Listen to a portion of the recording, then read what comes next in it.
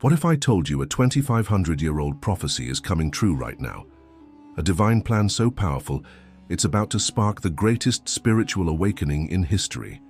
3 shocking events are unfolding before our eyes, events that will change the world forever. Are you ready to discover what's happening? Let's dive in. Imagine a world on the edge of something massive, something so big it'll leave you speechless. A prophecy written 2,500 years ago by a prophet named Zechariah is no longer just words on a page. It's happening now, in our time, and it's pointing to a moment that will shake the foundations of faith, history, and the future. This isn't just a story. It's a divine promise unfolding, and you're about to see how close we are to its fulfillment.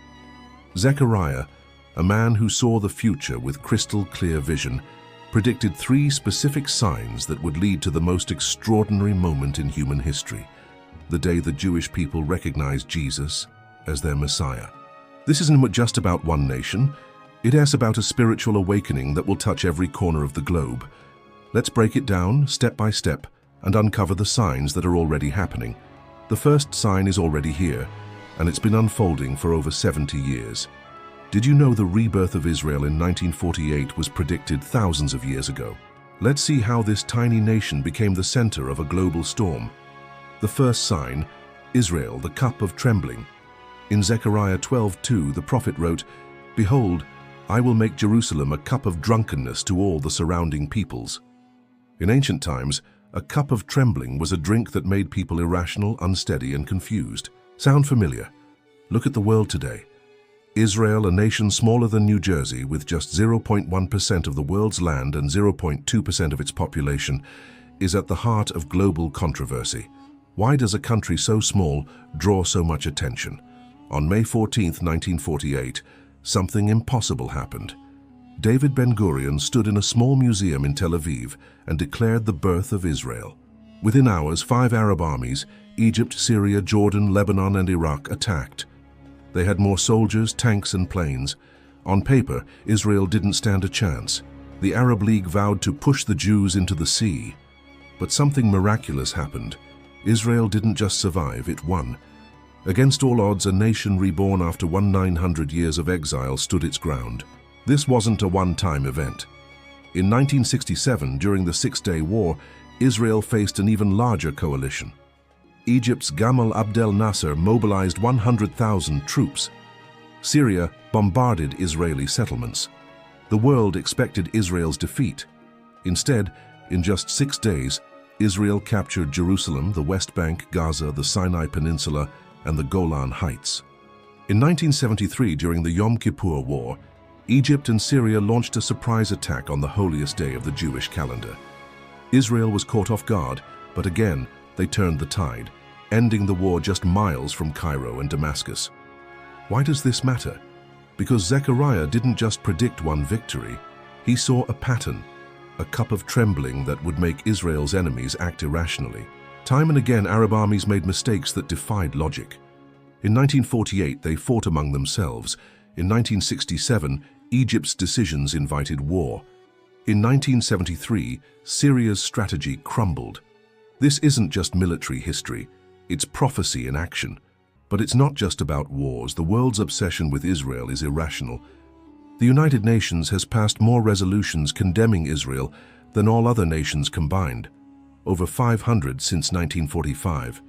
More than North Korea's nuclear threats, China's human rights abuses, or Iran's executions. Why? Because, as Zechariah said, the world is drinking from the cup of trembling, unable to think clearly when it comes to Israel. The second sign is accelerating faster than you might realize. Jerusalem is becoming a burdensome stone that no one can move without getting hurt. Want to know how this ancient prophecy is playing out in today's headlines? Keep listening. The second sign, Jerusalem, the burdensome stone. Zechariah 12:3 says, "I will make Jerusalem a very heavy stone for all peoples. All who would heave it away will surely be cut in pieces." In the ancient world, a burdensome stone was so heavy it injured anyone who tried to lift it. That's Jerusalem today, a city that no nation, no coalition can control without paying a price. Since 1948, every attempt to take Jerusalem from Israel has failed. In the 1948 War of Independence, the Arab armies aimed to capture Jerusalem and split Israel in two. They lost, and Israel gained the western part of the city. In 1967, the goal was to retake Jerusalem. Instead, Israel unified the city under its control. In 1973, Egypt and Syria tried again to reclaim lost territories, including Jerusalem. They failed, and Israel's borders grew stronger. But this prophecy isn't just about military battles. It's about a deeper, supernatural truth. Zechariah said God would strike every horse with confusion and its rider with madness. In biblical terms, horses represent military power. Again and again, Israel's enemies have made irrational decisions. In 1967, Egypt's Nasser closed the Strait of Tiran, knowing it would provoke war. Jordan's King Hussein joined the fight despite Israel's pleas to stay neutral, losing East Jerusalem. Syria's attacks gave Israel the excuse to seize the Golan Heights. Confusion in the horses, madness in the riders, exactly as Zechariah predicted. Today, the siege on Jerusalem isn't just military, it's diplomatic, economic, and cultural. The United Nations constantly condemns Israel.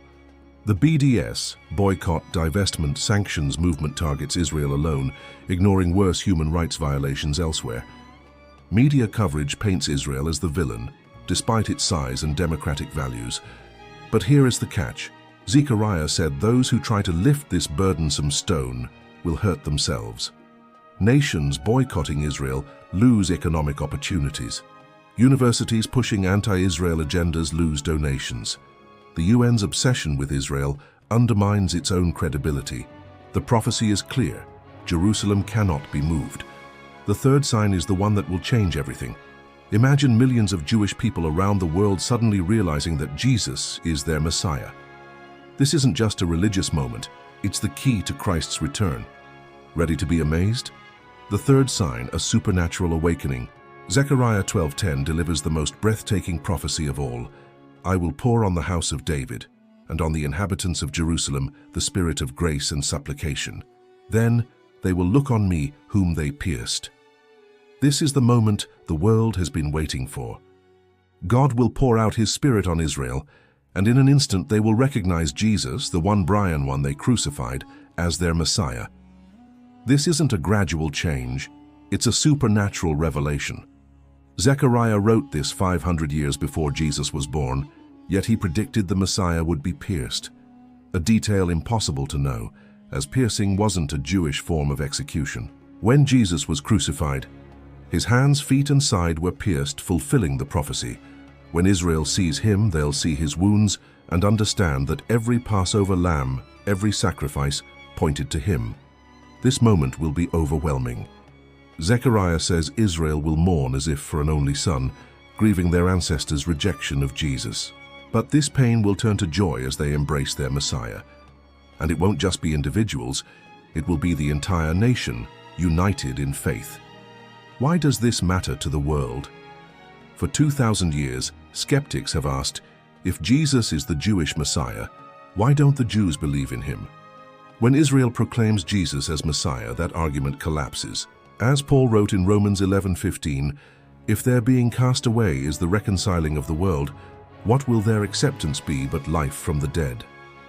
Israel's acceptance of Jesus will spark a global revival, a spiritual awakening like nothing in history. But how close are we to this moment? The signs are lining up faster than you think. Let's look at the world today and see how the prophecies are coming true. The prophecies in today's world. The first sign, Israel as a cup of trembling, began in 1948 and continues today. The world's irrational focus on Israel proves it. The second sign, Jerusalem as a burdensome stone, is accelerating. For the first time in history, a coalition prophesied by Ezekiel 38 is forming. Russia, Iran, Turkey, and others aligning against Israel. Ezekiel predicted God himself would defeat this coalition, and Zechariah 14:3-4 says the Lord will stand on the Mount of Olives, the same place Jesus ascended and will return. The third sign is already stirring. In 1948, there were fewer than 4,000 Jewish believers in Jesus. Today there are over 350,000, a 9,000% increase in 75 years. The spiritual climate in Israel is shifting. Messianic Jews are rediscovering their scriptures, seeing Jesus in Isaiah 53, Psalm 22, and Daniel 9. The veil is lifting, and the stage is set for a national awakening. Why did Israel reject Jesus for so long? The answer lies in 5 powerful reasons, and they'll show you why this moment is so close. Why Israel waited. 5 reasons. A political Messiah. Expected. In the 1st century, Israel was under Roman rule, longing for a warrior king like David. Jesus, born in a stable and preaching humility, didn't fit their vision. They missed the lamb, waiting for the lion. A prophesied hardening. Romans 11:8 says God gave Israel a spirit of stupor for a time. Their rejection spread the gospel to the Gentiles, but Romans 11:25 promises this blindness is temporary. Unexpected holiness. Jesus ate with sinners and touched the broken, challenging the religious elite's idea of holiness. They wanted outward perfection. Jesus offered inward righteousness. The cross as a stumbling block. Crucifixion was seen as a curse in Jewish culture. How could the Messiah die such a death? They didn't see the cross as God's cure for sin. God's unfinished plan. Israel's rejection was part of God's plan, but it's not the end. Romans 11:26 promises all Israel will be saved. The veil will lift and they will see their Messiah. Picture this: millions of Jews proclaiming Jesus as Messiah, triggering a global revival. This isn't just a story, it's the key to Christ's return. Here's what it means for the world. The global impact. When Israel recognizes Jesus, the world will change. The media will cover it endlessly.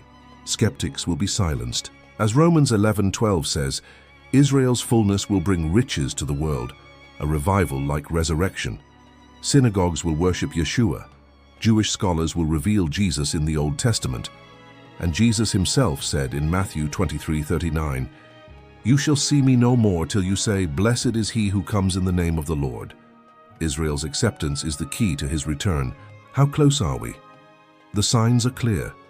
Israel's rebirth, Jerusalem's burden, the forming coalition of enemies, and the growing number of Jewish believers all point to the fulfillment of Zechariah's prophecy. The spiritual awakening is near, and it will usher in the return of the King. This isn't just a prophecy, it's a promise. The day Israel says, "Blessed is he who comes in the name of the Lord," the world will never be the same. Are you ready for what's coming? A call to watch and pray. The world is on the brink of something extraordinary. Zechariah's 2,500-year-old prophecy is unfolding before our eyes. Israel's rebirth, the global obsession with Jerusalem, the forming coalition of enemies, and the rising faith in Jesus among Jews are signs of the times. The greatest spiritual awakening in history is coming, and it will culminate in Christ's return. So, what should we do? Watch the signs. Pray for Israel. Share this story. The day is closer than you think, when Israel will lead the world in worship, proclaiming, "Blessed is he who comes in the name of the Lord." The King is coming. Are you ready?